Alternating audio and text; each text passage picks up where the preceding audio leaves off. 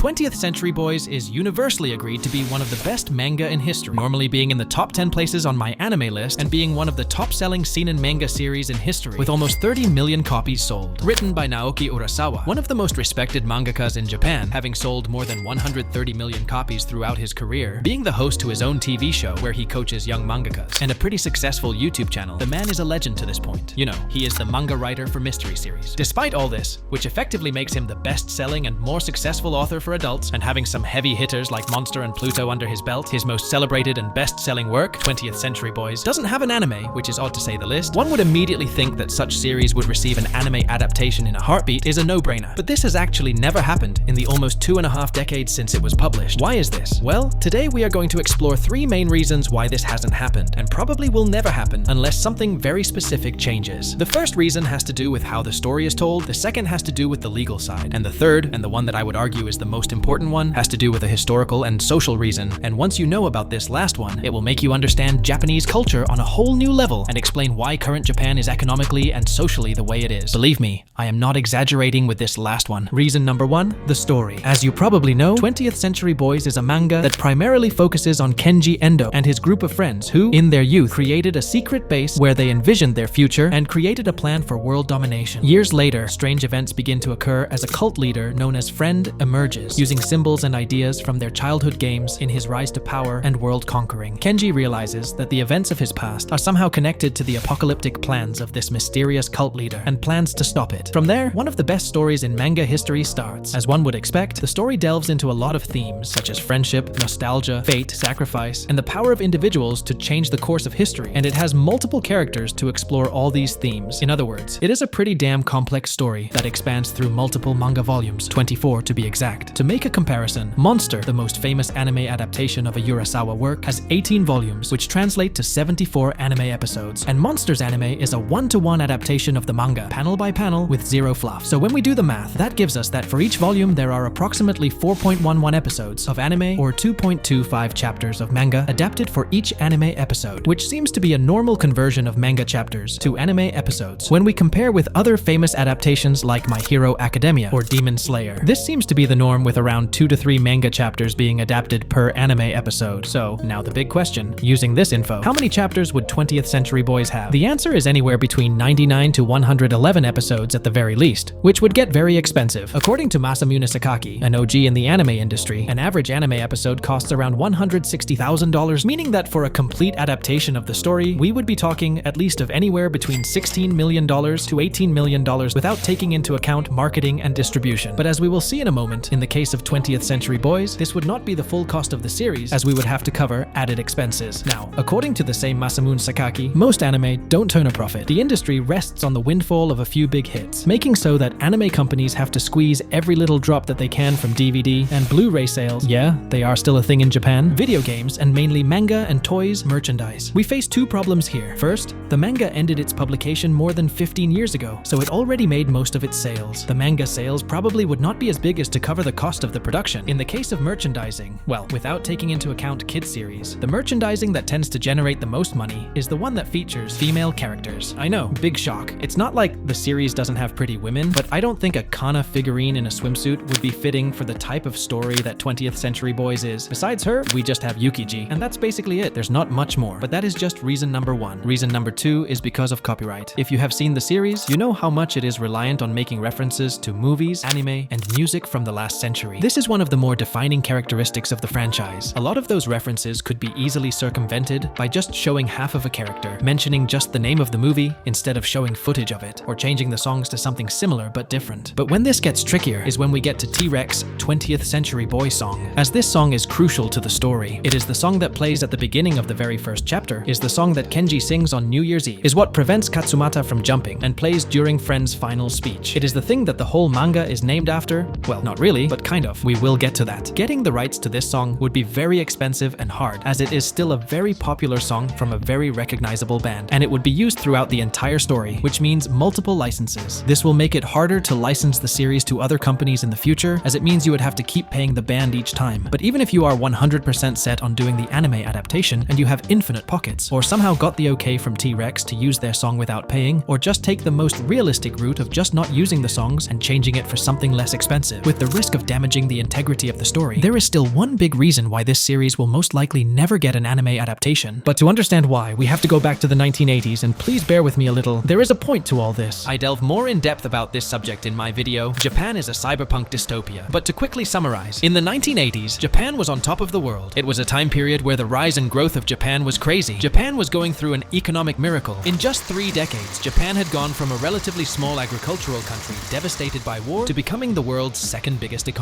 Some were even discussing that maybe it had already passed America as the #1 economic power. Japan was beating the USA in tech, cars, and even video games. Japan's eventual surpassment of the US seemed inevitable. People gave Japan the nickname of the Tiger of Asia. This is why in 80s movies you always see Japanese people as the bad guys, and why the cyberpunk genre takes so much from Japanese culture and aesthetics, as it was created in this decade. But of course, we know this didn't happen. Japan didn't took the place of America as the ruling economy. Fast forward to the 1990s, and we discover that all this growth was mainly due to an economic bubble caused by the government and the housing market. Just in 1990, the Japanese economy went down by 43%, almost half of what it was just a year ago. People started calling Japan the crouching tiger, or the sleeping tiger of Asia. If you were someone who entered to work in a big company a year before, you were one of the lucky ones because, yeah, you would have to endure the high prices, the diminishing value of the yen, and of your house. But at least you had a paying job. Due to how Japanese laws work, they have this concept of a worker for life. In the majority of cases, it is literally impossible for the company to fire its employees. But that's not it. A lot of companies have one annual event where they will do all the hiring for that year, and they have the policy of just hiring people fresh out of university. This is why normal employees tend to stick with just one company their whole life, as it is very difficult to change the company that you work for. But due to the crisis, those companies weren't hiring, and this continued for almost the entire decade. When they started to hire again, they continued with their policy of just hiring people fresh out of university, because that way they could mold their minds to fit the company culture, and because it meant the workers would stay longer with the company. Because, as I said, due to the law, you will be stuck with them for life, so if you hire someone older, this means that worker will be working fewer years for you, because they will hit the age of retirement sooner. As a result, the people who were graduating from university suddenly found that they had a degree which was essentially worthless. They could do nothing with it, because no one was hiring. By the time companies began to hire again, a lot of years had passed, and many people were left out of the job market, leaving them with just part-time, informal, or temporary work. While no shade to those kinds of works, as they are as necessary and worthy as any other, they make it very difficult to plan ahead in life and do things like marrying, having kids, or buying a home. This event would later be known as the Lost Decade, and it was so bad that it is the culprit for making Japan the country with the biggest external debt in the world, said debt being 2 times bigger than all the money Japan produces in 1 year. Even to this day, more than 3 decades after the event happened, it is estimated that today, almost half of all Japanese employees work in a part-time, informal, or temporary work. But that's not all, because these people couldn't find a job that would leave them enough to make a living and buy a house, and in a lot of cases, pay rent. They had to resort to living in manga cafes, a place where for a fee you could stay the whole day in a room of 4 by 7 meters, with the original idea that it would be a place to relax, use a computer, read manga for a few hours, and leave. But it has now become a place where thousands and maybe millions of people call home. I say maybe because the situation is so bad that the government is refusing to release the numbers. According to them, Japan, despite being one of the countries with the biggest populations in the world, having 125 million people, and the most populated city in the world, Tokyo, with more than 30 million people, only has 3,000 homeless people, less than 0.003% of the population, the lowest in the world. But again, that's not all, as due to some quirks about how Japanese society works, which I am not going to delve too much into. Again, I have the video Japan is a cyberpunk dystopia for that. A lot of people who didn't find jobs felt guilty and ashamed of themselves because, you know, Japan and the whole failing to do your duty thing. This pushed some to shut out the outside world and never leave their rooms, subsisting only on anime and video games to fill their fantasies, which will later be named the hikikomori phenomenon. It is estimated that as of 2023, 1.46 million people of working age live in self-confinement, some having gone decades without literally putting a foot outside. This decade was defined by people feeling desperate and hopeless. That's why in the 1990s you get series like Neon Genesis Evangelion, Serial Experiments Lane, or Trigun that ended up feeling very depressing and were filled with feelings of loneliness and anger, because that's how the young people of Japan felt. And you know who is the best customer for a cult? Someone who feels lonely, hopeless, and depressed. If you know anything about Japan and cults in the 1990s, you probably know where I am going with this. On March 20th, 1995, in Tokyo, an attack on the Tokyo subway lines was carried out by the Aum Shinrikyo cult as a response to many criticisms made about them in the media and the discovery that a police raid of the group was scheduled for March 22nd. They released sarin gas, unaliving 13 people while severely injuring 50. And if you haven't caught it, this is where the 20th of 20th century boys really comes from, as that was the day the attacks occurred. It was an event that shook the relatively peaceful Japan with very low crime crime rates. To put it into perspective, to Japanese people at the time, it felt similar to what many people felt in the US during the event of the Twin Towers. That's why, in anime or video games like Persona 5, you see a lot of symbolism involving trains and subway stations. Because the train system in Japan is so good and cheap, and the fact that Tokyo was the most populated city in the world, having 33.5 million residents in 1995 plus people living around that city, a lot of people don't have a car because they don't need one. They go to work, on dates, to visit friends or family by train. Heck, the country is so safe and the trains so good that regular elementary school kids use them to go to school alone on a regular basis. A few moments ago, I lied, because this doesn't just apply to Tokyo, but to all of Japan. To Japanese people, it is very normal to take a train in the morning to go from Osaka to Kyoto, or from Tokyo to Nagoya, or any other city and return home at night just because you can. So a lot of life in Japan revolves around trains. That's why you can see them a lot in anime. So imagine if suddenly an activity that you normally do in your day-to-day life, without thinking, yeah, maybe for a leisure activity, but maybe because you have to do it, as you needed to do it to go to school and study and get a job, or provide for your family, suddenly becomes dangerous. But again, you still need to do it, as getting a car is not an option, as you probably don't have that money on hand because of the economic recession. You would feel scared, anxious. You would be thinking that every day could be your last, especially because they hadn't caught the ones who committed the attack. So it's very possible there could be another one. Yeah, that's traumatizing. That's why I made the comparison to the Twin Towers, in the same way that a lot of Americans didn't want to go out because they felt that a plane could fall on them at any time. The Japanese public felt the same way, and all this was on top of the death of the emperor and the lost decade. And now I think you can now begin to see the comparisons with 20th century boys. The phrase, "let us take back our symbol," is really Urasawa's way of saying to the perpetrators of such despicable acts, give us back our peace, our happiness, our innocence to such despicable acts being able to happen. In the same way a kid doesn't know that any of this is possible, as he has a lot of innocence. Because in a way, for a lot of people, that's probably how it must have felt. And as you look more and more into the story of 20th century boys, the more similarities you see to this event. For example, you remember how it turned out that the cult was filled not with cunning geniuses, but with a lot of dumb otakus who wanted to make a cool mecha robot. But that after realizing this wasn't possible, because of course it isn't, anime is fiction, it turned out that what they had been working on for years ended up being just a bootleg version of a Disney parade car. Yeah, that's a jab at the cult. As one of the things authorities discovered after catching the boss of the cult was that it was filled with a bunch of dumb otakus. The cult made an actual anime that they used to attract, well, hopeless and depressed otakus, and the ideas they were spreading between their members were that the leader of the group could fly, that it was possible to basically become a Super Saiyan if you trained enough. They had a lot of concepts like that, which they ripped off from a lot of popular anime series that they were teaching to their followers. I mean, if you want any more proof of how this whole manga is a way to make fun of these people, you just have to realize that that's probably in part why the manga is called 20th Century Boys with an S, and not just 20th Century Boy, like the song, which would make more sense, as it's probably implying that those who committed the attacks were boys, as in children, in a derogatory way. I mean, the story shows us how they actually did some horrendous things, and takes them seriously. At the end of the day, it is a thriller story, and it would be disrespectful to the victims to do it otherwise. But you just need to see the premise to realize how Urasawa sees this group. The fact that Friend, this Machiavellian figure which is supposed to be a genius, this whole time his master plan to conquer the world, is based on a plan that some children made in an afternoon, and that his symbol is made out of symbols that a manga magazine for children uses, is pretty on the nose, at least for a Japanese person, but not for someone outside. And I want to talk about why, because that's the reason why we probably will never see an anime adaptation, as this is the result of a quirk of Japanese culture. In Japan, they have this thing called Ba no Kuki wo Yomu, which literally means reading the air, but it can best be interpreted as understanding the situation without words, or sensing someone's feelings. Basically, it is a hyper version of reading the room. This is a very important concept for understanding Japanese culture, as it is considered social manners or social intelligence in Japan. Unlike the individualistic and expressive cultures in so-called Western countries, people in Japan are expected to think collectively, understand situations without need for explanation, and behave based on their position accordingly. In essence, to put the needs of the majority before your own. If, for example, you do not read the air in business, you are not only unable to become a successful business person, but you will also find it hard to function as an employee in an organization. And we all know how important job culture is in Japan, and because of this, if you fail at reading the air, you would not be able to be part of the collective and will get punished or feel rejected from society, because as a Japanese saying goes, the nail that sticks out gets hammered down. And the consequence of this whole reading the air culture is that for a lot of Japanese people, it is seen as wrong to cause trouble and disturb the status quo. And you know what could cause a disturbance to the status quo? Exactly, bringing up a national tragedy and risking that the former members of the people who produced said tragedy retaliate as a response to being called out and criticized by the media the same way they did last time. Because yeah, I didn't mention it, but they did catch the leader, but not all the people that worked under him. Since then, they have allegedly formed their own cults that allegedly aren't that different from the original one, so they could become a threat. It is mainly because of this why, when you see a cult in an anime, if you see them in the first place place, as it is a taboo subject, they are normally a generic one with a generic name and generic ideologies. But if it is such a taboo subject, how did Naoki Urusawa manage to make the manga in the first place? And how did we get the movies, I hear you say? Well, in the case of the manga, this is easy. Manga, especially seinen manga, is very niche. That's why when you see the list of top best-selling mangas in history, you have to go to almost place 40 to find the first real seinen manga, as I don't think something like Crayon Shin-chan falls into what we normally think of when we hear seinen. Less than 10 titles under the same denomination form the list. As such, they can get away with much more, as they are not made for mass consumption. I also believe Naoki's star power had something to do with it, as he already had a lot of successful series to that point, like Monster or Happy. As for the movie, it's not like there weren't some people who opposed the idea, but the thing is, movies are perceived as high art, and as such, society, not just in Japan, but here also, tends to give them more leeway. Additionally, although Japan is a collectivist society, that doesn't mean that there aren't any ways to circumvent the limitations that this type of society may generate, as reading the air could also be used to protest or critique something in subtle ways. For example, by making a story where you put the date of a tragedy as part of the title, where you show a cult that uses anime and manga iconography, and has a leader that is believed to be godlike and has special abilities, and that attacks one form of mass transportation. In this case, you rely on reading the air, so the ones that know get the references, and the ones who don't.